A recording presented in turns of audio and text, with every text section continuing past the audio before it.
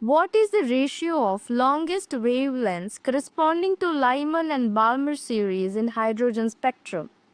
The longest wavelength in any series of the hydrogen spectrum corresponds to transition between the lowest energy levels in that series.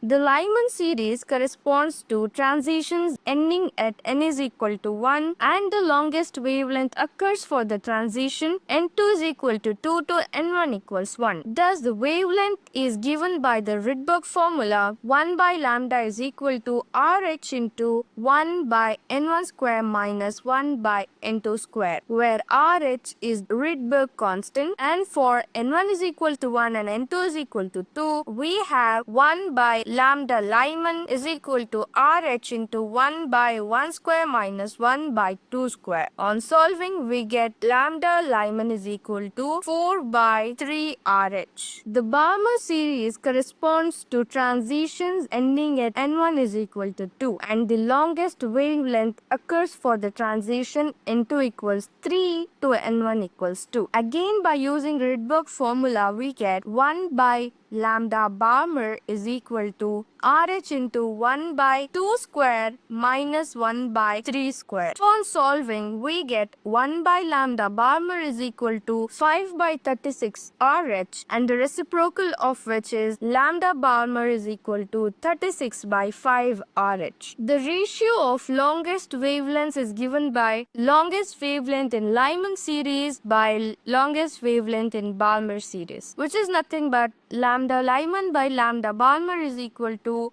4 by 3 RH divided by 36 by 5 RH. On simplifying, we get 20 by 108, which is nothing but 5 by 27. So the correct answer is option D, 5 by 27.